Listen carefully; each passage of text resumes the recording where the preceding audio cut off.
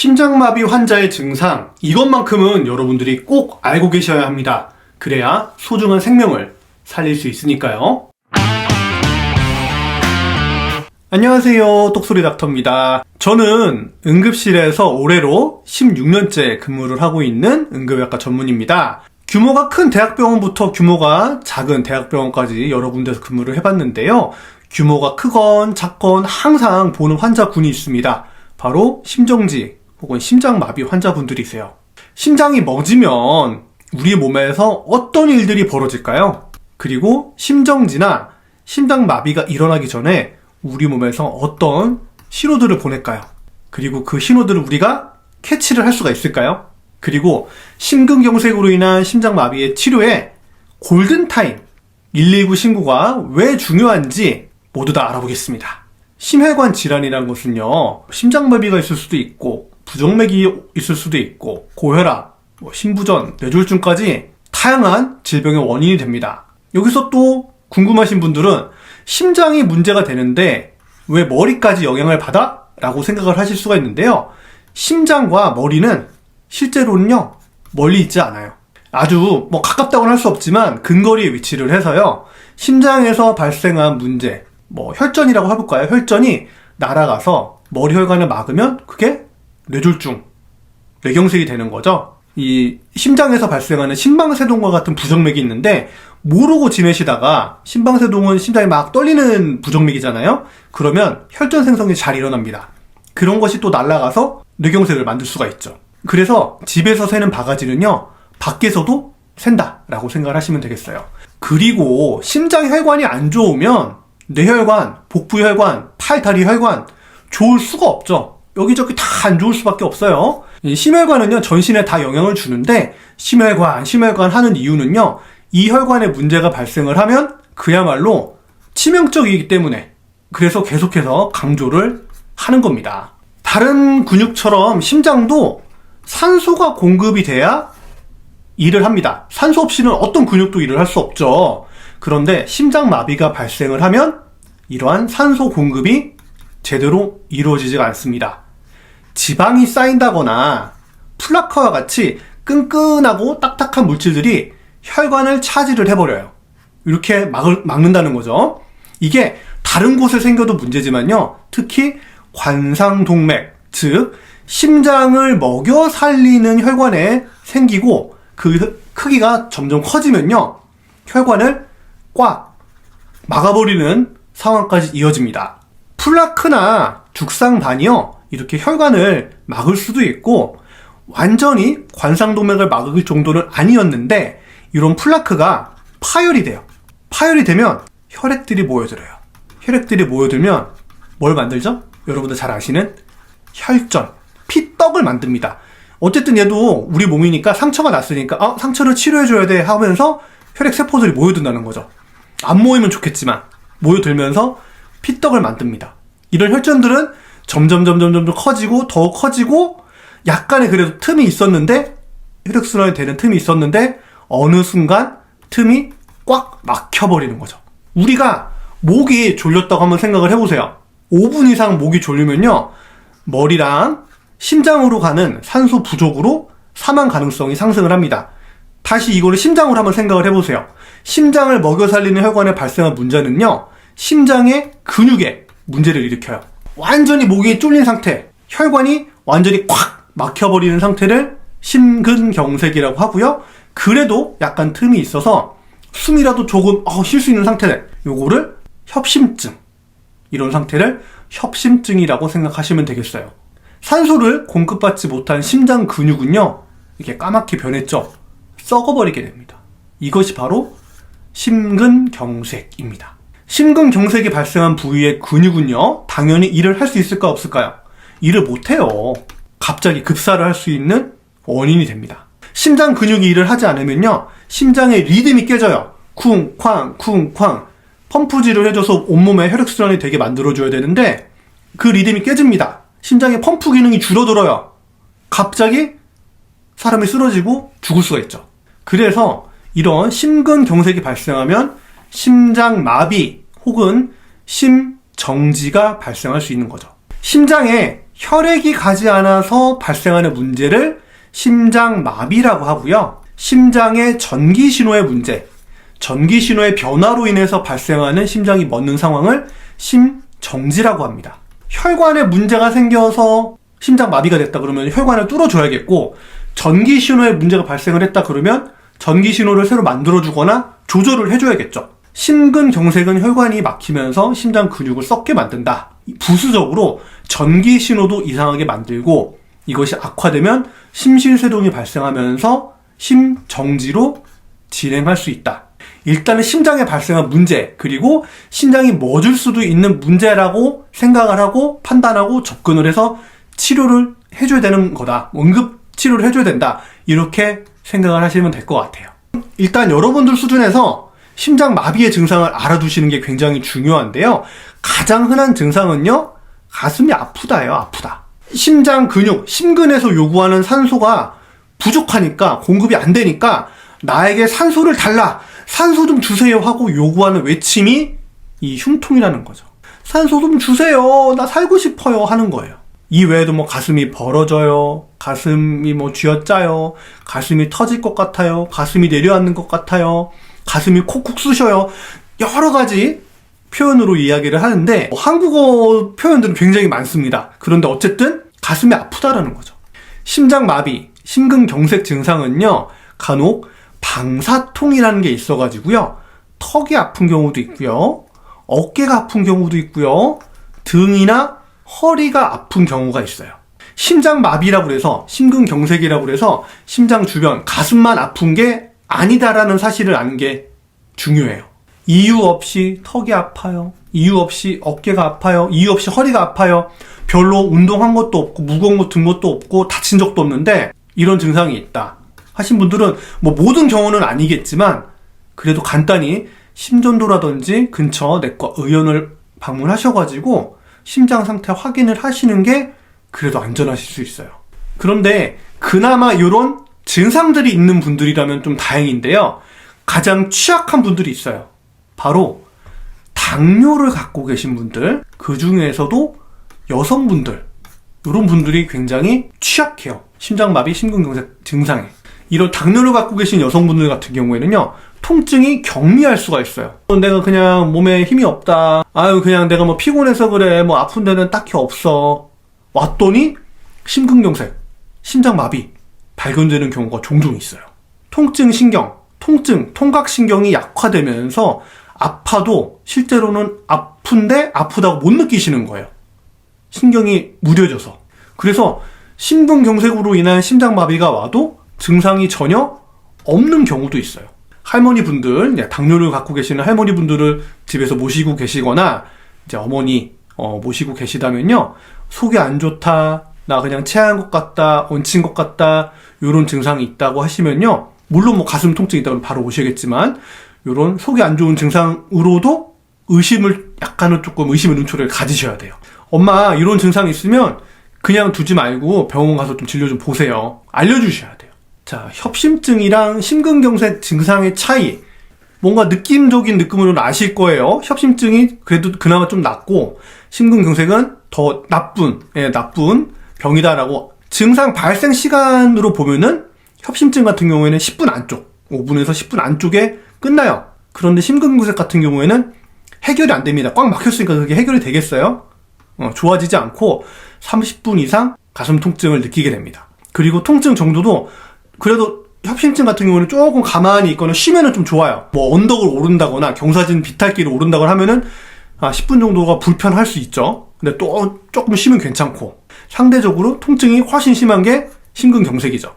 그럴 때 중요한 거는요, 협심증, 심근경색 자가 판단하지 않는 게 중요합니다. 무슨 얘기냐면, 가슴이 불편하다, 5분, 10분 이상 지속이 된다 그러면요, 바로 그냥 병원 가시는 게 제일 안전해요. 간혹 괜찮겠지 하다가 협심증이 진행이 되면 심근경색으로 가는 거거든요. 이런 경우 있습니다. 비탈길 좀 오르다가, 언덕 좀 오르다가 숨이 좀 가빠가지고 가슴이 조금 불편하다가 쉬니까 괜찮아서 아유 괜찮겠지, 뭐 다음에 병원 가든지 뭐 일주일 있다가 한번 병원 가볼까? 그러다가 다음날 주무시다가 갑자기 심장마비가 발생을 해가지고 응급실로 이렇게 부랴부랴 오시는 경우도 있어요. 보호자분한테 이제 여쭤보는 거예요. 이제 쓰러져 계신 분들은 말씀을 못 하시니까. 남편이 몸이 안 좋았는데 자면 괜찮을 거야 라고 생각을 하시고 그냥 주무셨다는 거예요. 밤사이에 확 진행이 돼버려가지고 협심증에서 심근경색으로 진행을 했으니까. 아무래도 협심증인 경우에 치료를 했을 때 생존 확률이 심근경색보다는 더 높았겠죠. 하여튼 둘 다 협심증이다, 심근경색이다 본인이 판단하려고 하지 마시고 둘 다 응급질환이다, 응급상황이다 판단을 하시고 병원 가시는 게 제일 안전해요. 자, 이제 흉통이 있어가지고 협심증 혹은 심근경색 의증으로 병원에 오시게 되면요, 여러 가지 치료를 하게 돼요. 검사를 합니다. 심전도를 가장 먼저 확인을 하실 거고요. 그 다음에 혈액 검사 확인하실 거고, 심장 초음파. 이제 심전도에서 저명하면 모르겠지만 혈액 검사도 좀 아리까리하고 애매모호하고 그러면요, 심장 초음파 보는 경우도 있고, 심장 혈관 CT를 봐서 관상동맥을 조용을 대신 하기도 합니다. 만약에 심전도에서 ST 분절 상승 혹은 하강이 있거나 흉통이 있으면서 식은땀 뻘뻘 흘리고 계시면요, 다른 검사를 생략을 하고 바로 심혈관 조영술, 심장혈관 조영술 할 수도 있어요. 요 사진인데, 심장혈관 조영술 보시면 막힌 곳이 있으면, 이게 지금 물감이 들어가서 지금 심장혈관이 지금 보이는 건데, 막힌 곳이 있으면요, 딱 단절이 돼서 지금 이렇게 까맣게 보이는 부분들이 있죠. 이런 부분들이 하나도 안 보여요. 이 부분 딱 막혔다 그러면. 그렇겠죠. 그러면 그 이후에 어떤 시술을 하느냐? 풍선 확장술. 여기 지금 B 그림이 풍선 들어가 있죠. 풍선처럼 보이죠. 여기가 이제 막혀가지고 이렇게 지금 막혔을 거예요. 막힌 부위를 풍선이 들어가서 싹 넓혀주는 거예요. 이렇게 넓혀주는 거예요. 풍선으로. 할 수도 있고, 경우에 따라서는 스텐트를 삽입을 해서 영구적으로 넓혀줄 수도 있습니다. 자, 심근경색에서 회복하는 건요, 정말 시간과의 싸움이에요. 운이 좋아서 흉통이 있는 분이 119를 신고하시고 병원에 오시면요, 그래도 생존 확률이 상승해요. 그럼 내가 그냥 차를 타고 오는 거랑 119를 타고 오는 거랑 무슨 차이가 있느냐? 병원이 코앞에 있으니까 내가 운전하고 가면 되는데, 이렇게 생각하실 수도 있는데 상당히 위험한 생각일 수 있습니다. 첫 번째로요, 심근경색이나 심장마비가 발생하면요, 내가 언제 쓰러질지 몰라요. 병원으로 걸어 들어오신 분도 순간적으로 실신을 하시거나 의식을 잃는 경우가 빈번한 병이 바로 심근경색이에요. 정말 천운으로 운전을 하고 내가 병원까지 와서 시술까지 안전하게 받으셨으면 다행이지만, 운전대 잡고 쓰러지면요, 나뿐만 아니라 다른 사람까지 위험에 처하게 할 수가 있어요. 하긴 이거는 말로는 쉬운데, 본인의 심근경색이나 심장마비를 겪고 있다고 내가 나는 심장마비야, 심근경색이야, 이게 자각하는 경우는 어려울 수는 있어요. 하지만 병원에 그렇게 오시는 와중에 의식을 잃고 쓰러질 수 있는, 그리고 사망할 수 있는 병이 심근경색이다, 그만큼 무섭다 라는 걸 알고 계셨으면 좋겠어요. 그리고 내가 두 번째로, 운전을 하고 병원에 오시면요, 언제 쓰러질지 모르니까 당연히 응급 상황에 대처가 안 됩니다. 119 차를 신고를 해서 오시게 되면요, 119에서는 심장 모니터, 심전도 모니터하고 오죠. 그리고 혹시 모르면 심폐소생술도 대비를 하고 있죠. 그리고 니트로글리세린이라든지 에피네프린 상비되어 있어가지고 심정지 상황, 심장마비 상황을 대비를 할 수가 있습니다. 그리고 또 어떻게 해줘요? 부정맥 발생하면요, 심실세동이 또 발생할 수 있잖아요. 그럼 제세동기까지 있기 때문에 차 안에서 쓰러졌을 때 응급처치를 받을 수 있는 확률, 내 차에서 받을 수 있어요? 절대 못 받죠. 근데 119 안에서는 대처가 가능합니다. 그런 차이가 있죠. 앞에서도 말씀드렸지만 세 번째, 심전도라든지 이런 거를 찍어가지고 이런 환자가 간다라고 하는 거를 병원과 상황을 공유할 수가 있어요. 환자분이 ST 분절 상승, 심근경색이 의심되는 분입니다. 환자분을 이송하면서 병원과 상황 공유가 가능해요. 내가 운전을 해서 그냥 가게 되는 경우, 이런 상황이라면요, 병원과 상황 공유 전혀 안 되죠. 치료도 안 되고 상황 공유도 안 되고. 그래서 그냥 내가 운전을 해서 오는 것보다는 훨씬 빠르고 정확하게, 그리고 안전하게 병원 진료와 시술을 받으실 수 있다는 거죠. 그리고 2차 사고 예방까지 할 수가 있으니까 흉통이 발생하시면요, 119 통해 오시는 게 100번 1000번 안전합니다. 심근경색, 심장마비에 골든타임이 있느냐, 치료에 골든타임이 있느냐? 당연히 있죠. 보통 증상이 발생하고 집을 나서는 순간부터 병원에서 심장조영술 및 풍선, 확장수를 받는 시간까지를 도어 투 벌룬 타임이라고 그래요. 도어가 문이죠. 벌룬이 풍선이죠. 여기 이제 스텐트를 이제 삽입을 하고 있지만 어쨌든 증상이 있어서 문을 나서서 병원 치료를 받는 시간까지를 도어 투 벌룬 타임이라고 생각을 하시면 될 것 같아요. 이때를요 90분을 기준으로 해서 생존 사망 위험도를 비교해보면요 90분 내에 치료를 받는 분들이 생존 확률이 더 상승을 합니다. 물론 이 수치는요 빠르면 빠를수록 더 좋겠죠. 이 시간을 더 단축시켜서 치료를 더 빨리 받을수록 심장이 괴사되는 범위가 더 줄어들겠죠. 손상받는 심근의 사이즈를 줄일 수 있으니까 빠르면 빠를수록 치료를 빨리 받으면 받을수록 좋다라고 하는 거는 인지상정이다. 골든타임은 확실히 있습니다. 그래서 이 골든타임에 대해서 굉장히 중요하기 때문에 보통 대학병원에서 성격이 제일 급한 분들이 한 분 계시는데 바로 심장내과 선생님들이세요. 흉통으로 걸어 들어와서 바로 눈앞에서 사람이 죽는 상황을 수도 없이 보기 때문에 그 위험성을 가장 잘 아는 분들이기도 해서 만약 심전도 증상 딱 봤더니 심근경색이다. 그러면 다른 검사 보지도 않고 바로 심장혈관 조응실로 또 환자 데리고 올라가시는 분들이 바로 심장내과 선생님들이시죠. 막힌 혈관이 뚫지 않으면 환자가 죽는다는 사실 너무도 잘 알고 계시니까요. 그러니까 오늘 제가 말씀드렸던 증상들 잘 외워두셨다가 혹시라도 본인이라든지 이웃이 비슷한 증상을 겪으신다면 지체 없이 병원 신고, 간혹 손가락을 딴다, 매실차를 마신다, 가족이 올 때까지 기다린다 하시는 경우 있는데요. 이러다가 시간 놓치게 되는 경우 종종 봅니다. 막힌 혈관의 치료는요 매실차나 손가락을 딴다고 해결이 안 돼요. 손가락, 발가락, 손발 주무른다고 해결되지 않습니다. 지체 없이 119 신고 그리고 빠른 병원 진료만이 심근경색으로 인한 심장마비를 해결할 수 있는 방법이에요. 지체하지 마세요. 그럼 이제 심장, 심혈관 어떻게 튼튼하게 할 것인가? 제일 중요한 거는 식사를 어떻게 하는지, 운동을 하는지, 그리고 심혈관 응급증상이랑 뇌혈관 응급증상에 대해서 익혀놨는지가 제일 중요한 것 같아요. 식사, 과일과 채소 풍부하게, 섬유질 풍부하게, 통곡물로 드시고 고기보다는 생선, 저지방 유제품 드시는 게 좋고요. 고기를 먹는다면 가급적 살코기, 기름진 부위나 껍데기, 비계 부위 이런 거는 멀리 하는 게 좋죠.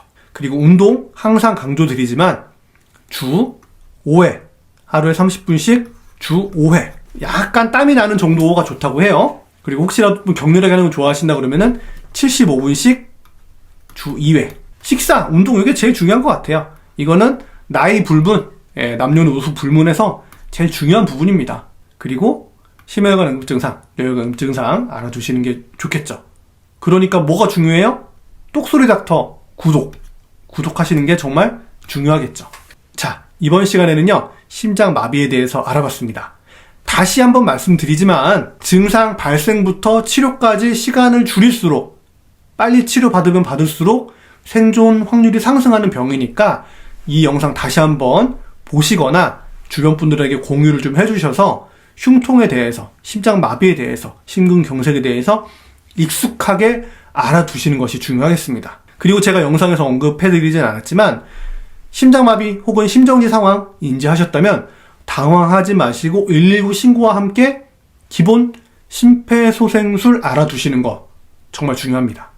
현장 목격자의 심폐소생술 그리고 119 신고만으로도 생존 확률이 급격하게 상승하기 때문이죠.